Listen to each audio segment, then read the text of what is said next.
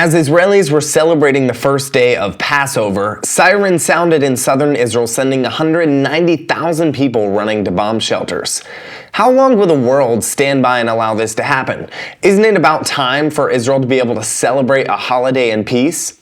After multiple barrages of rockets were fired from Gaza and Lebanon, the Israeli Air Force responded accordingly and struck major terror targets of both Hamas and Hezbollah. Meanwhile, the IDF is preparing to go into the last remaining terrorist stronghold in Gaza, the city of Rafah, with meetings happening inside of Egypt. Also, Nancy Pelosi just said something really dumb. All this and more here on today's show. I'm Justin, and this is the Israel Guys.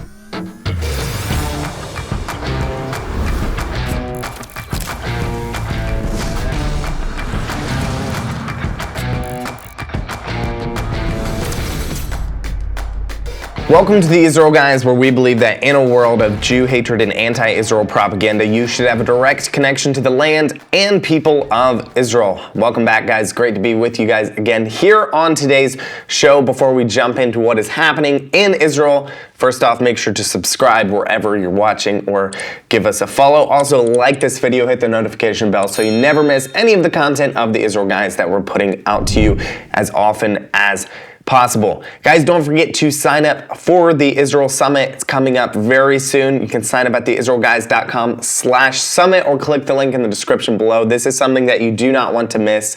May 20th through the 22nd in Nashville, Tennessee. We're bringing in lots of amazing speakers from Israel to join us at the Israel Summit, the conference there. We're going to have a full-on concert by an Israeli musician. This is something you guys do not want to miss. We would love to see all of you there. Again, you can sign up at theisraelguys.com/summit or just click the link in the description below. So today and yesterday, it's today Wednesday as recording time, there's been a lot of action on the northern border. Hezbollah fired multiple barrages of rockets into Upper Galilee. In a statement cited by Al-Akhbar as a Lebanese daily, which is close to Hezbollah, the terrorist group said it carried out Wednesday's strikes in response to, quote, Israeli attacks on the steadfast southern villages, specifically the massacre in Khanin. Just a response by the Israeli Air Force taking out terror targets, which they call a massacre. In the last couple rounds of rockets, thankfully no Israelis were killed. On Tuesday, though, a lot of residents did experience power outages. Also, a chicken coop with about 4,000 chickens was destroyed in Margaliot.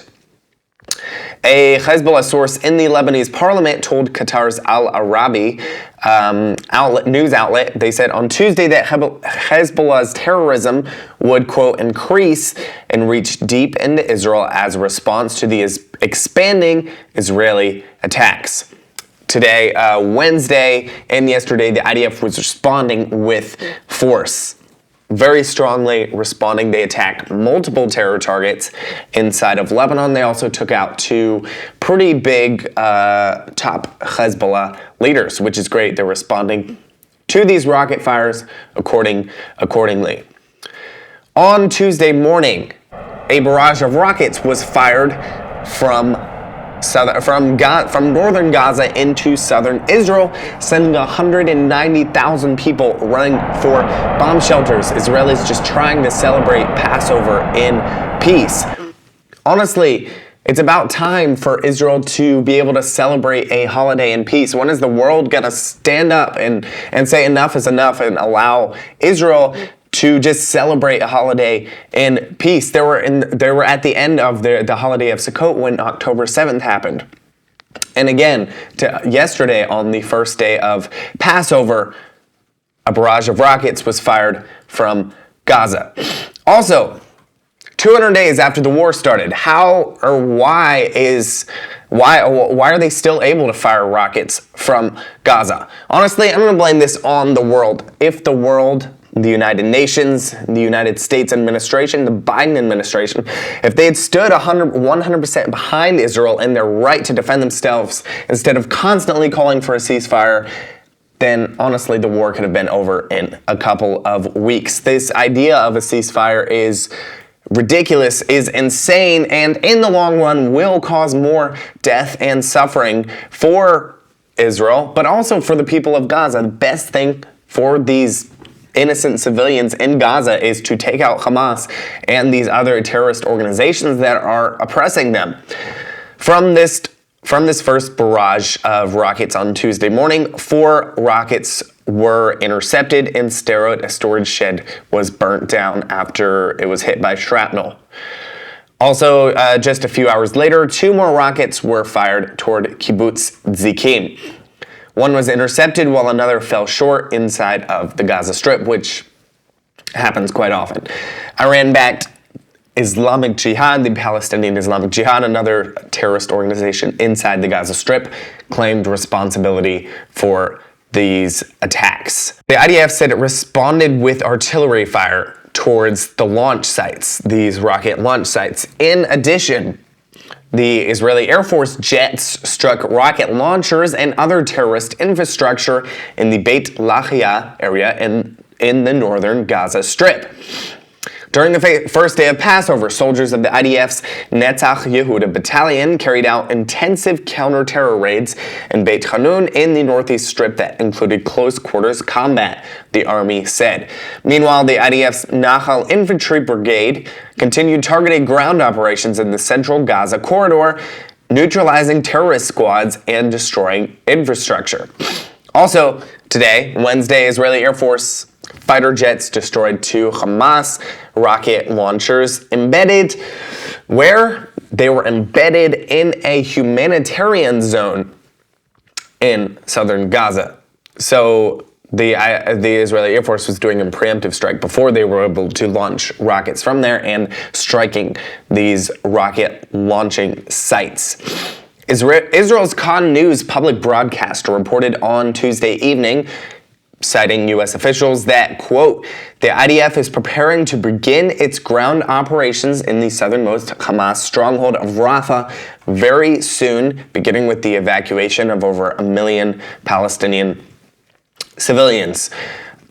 This morning, on Wednesday, IDF Chief of Staff Herzi Halevi and Shin Bet Director Ronen Bar visited Cairo, Egypt on Wednesday morning to talk about going into Rafah. An Israeli security source said that the military is ready to begin the operation immediately and is just waiting for the green light from the political echelon. So, thank God, it looks like finally the Rafah operation will be moving forward and the IDF will be able to go into this last big remaining terrorist stronghold of Hamas, take out these last 4 battalions of Hamas that they're speculated about 3,000 terrorists.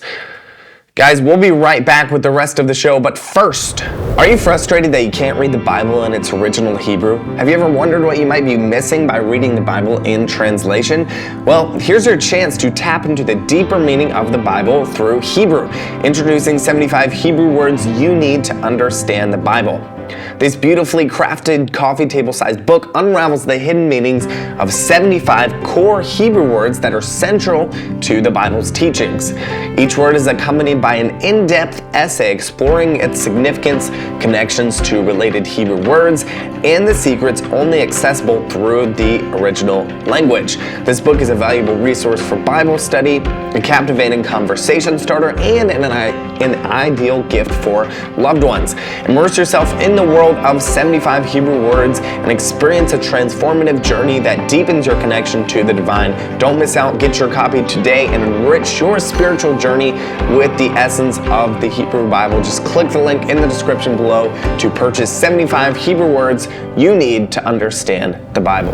According to an intelligence source, Hamas leader Yahya Sinwar was spotted above ground out of his tunnel. So it looks like he finally got up the courage to get out from under the ground from the tunnel where he's been hiding, surrounded by hostages, and visited some Hamas posts. According to the Hostage Families Forum, Hamas leader Yahya Sinwar left his hiding spot and walked the streets of Gaza. The forum added that, quote, his leaving the depths of the tunnels, where the hostages still are, is the picture of Israeli failure, whether it was photographed or not.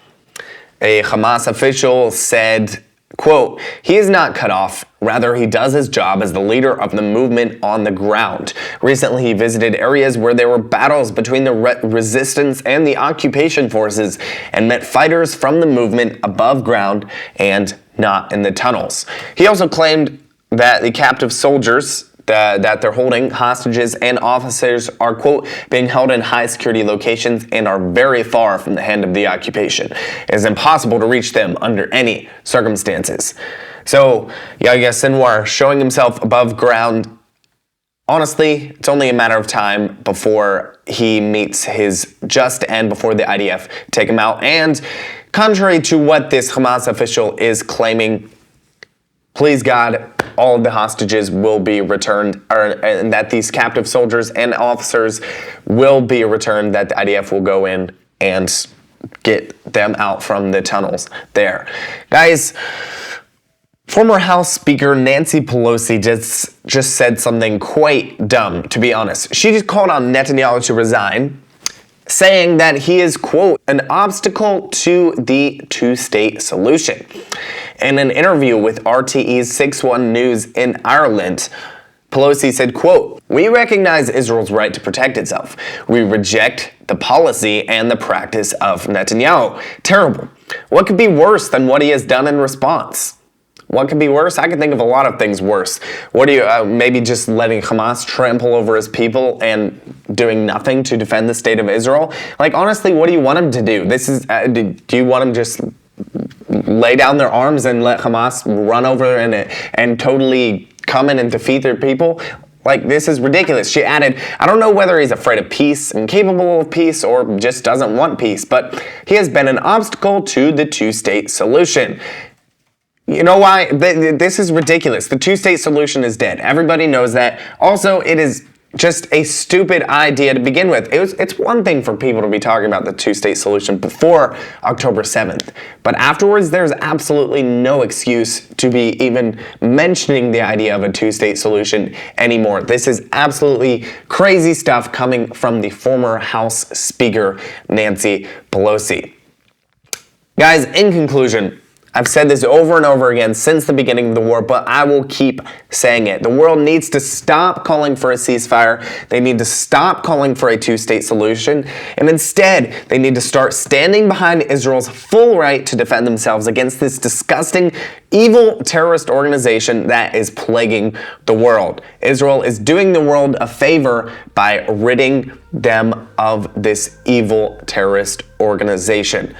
Guys, it's a dangerous thing to be standing against Israel. If you don't believe me, just read Zechariah 14. Guys, don't forget to subscribe, get the conversation going down below. Make sure to check out the 75 Hebrew words you need to understand the Bible. You can click the link in the description below if you want to get your copy of that today. As always, tune out the fake news and tune into what is actually happening here in the land of Israel. We'll be back every day, Monday through Friday, with your direct connection to the land and people of Israel.